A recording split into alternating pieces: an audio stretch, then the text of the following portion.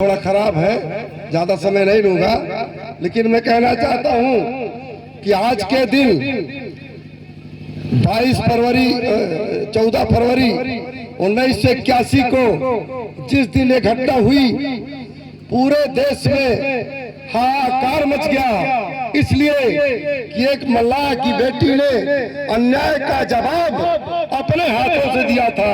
इसके पहले लोहिया जी मैं बताना चाहूंगा, इसके पहले बिहार और उत्तर प्रदेश में तमाम गांवों में दलितों और मल्लाहों की बस्तियां जलाती जाती थी सामंतियों से, लेकिन इस घटना के बाद बड़ा सुधार हुआ। और उस घटना के बाद उस समय उत्तर प्रदेश में बीपीसी मुख्यमंत्री हुआ करते थे और देश में इंदिरा गांधी प्रधानमंत्री हुआ करती थी। पूरे देश में कानून व्यवस्था ध्वस्त हो गई और तार तार हो गई।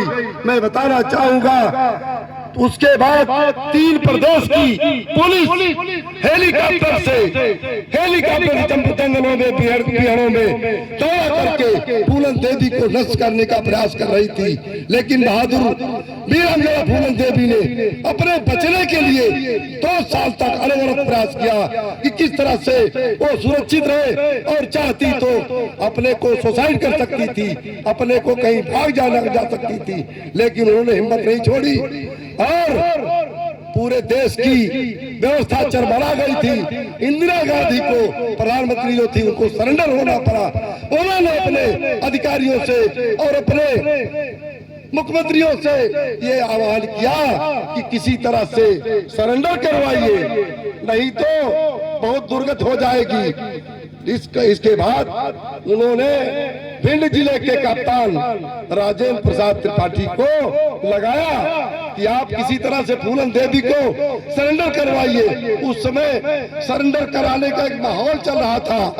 जो बड़े बड़े महामुनि थे, बड़े बड़े समाजसेवी थे, वो डकैतों का सरेंडर करवा करके वही लूट रहे थे। इसलिए उस समय के कप्तान, भिंड के कप्तान ने सरेंडर कराने का प्रयास किया। और उस समय मुख्यमंत्री थे अर्जुन सिंह, तो मुझे धन्यवाद देना पड़ेगा उस समय के कप्तान को, भिंड के कप्तान को भी, जो त्रिपाठी थे। उस समय के मुख्यमंत्री जो वहां के थे मध्य प्रदेश के अर्जुन सिंह, वो क्षत्रिय बिरादरी थे, उनको भी धन्यवाद देना पड़ेगा। उन्होंने प्रयास किया और भरी पब्लिक में सरेंडर कराने का आयोजन किया गया और लाखों की भीड़ में वीरांगना पूनम देवी इसी तस्वीर में बंदूक लेकर के सरेंडर होने का काम किया था। और ये संदेश पूरे देश का, पूरे विश्व में गया कि एक महान क्रांतिकारी महिला का उदय हुआ है। और उस क्रांतिकारी महिला जो सरेंडर हुई, कानून के मानने के लिए हम कानून को मानने के काम करेंगे और मेरे साथ अन्याय इसके बाद न किया जाए। 10 साल तक अनवरत जेल में रही। जेल में रहने के बाद हम मानवर काशीराम को भी धन्यवाद देंगे कि मानवर काशीराम ने विशंबर प्रसाद निषाद को जेल में भेज करके वार्ता किया और पूनम देवी को रिहा करने की चर्चा किया। और उसके बाद मुलायम सिंह की सरकार, सम्मिलित सरकार थी, सपा बसपा की गठबंधन की सरकार थी। उस सरकार ने निर्णय लिया कि पूनम देवी को जेल से रिहा कराया जाए।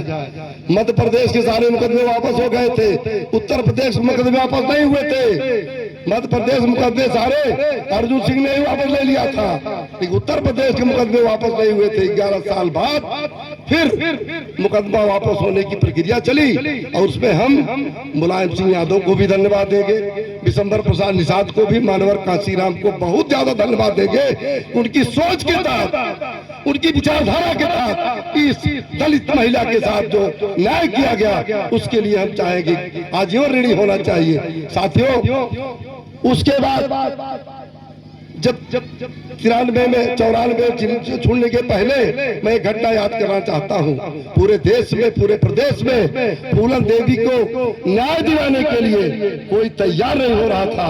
पूनम देवी के छुड़ाने के लिए कोई प्रयास नहीं कर रहा था। ये मास्टर खिदई प्रसाद 1987 में एक आंदोलन किया था कलेक्टिव में। आनंद निषाद जी भी हैं और तुम्हारे हमारे राम सिंह निषाद भी हैं, सब लोग उसमें भागीदार थे। लोग हंस रहे थे, ये पूनम देवी को छुड़ाने जा रहे हैं। आज जब 100 दिवस मनाया गया था 2020 में, तो उस समय और उसके पहले क्या स्थिति थी जब फूलन देवी को छुड़ाने की क्या क्रांतिकारी आंदोलन किया गया था।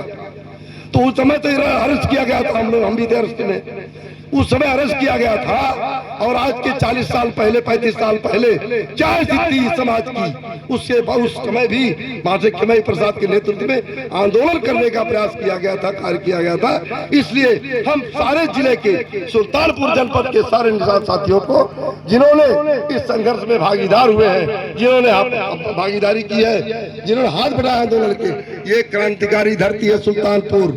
सुल्तानपुर क्रांतिकारी धरती है, जिसको चाहती है वही जीतता है, जिसको नहीं चाहती वो हार जाता है। इसलिए बंधुओं, एकता में एकता बनाइए और अपने मन का प्रतिनिधि चुनिए और दलाल, बेईमान, चोर को मत पसंद कीजिए, पैसे वालों को मत पसंद कीजिए। जो ईमानदारी से आपकी लड़ाई लड़े, समाज के हित के लिए, समाज के सम्मान के लिए, समाज की भागीदारी के लिए संघर्ष करे, ऐसे लोगों का चयन कीजिए।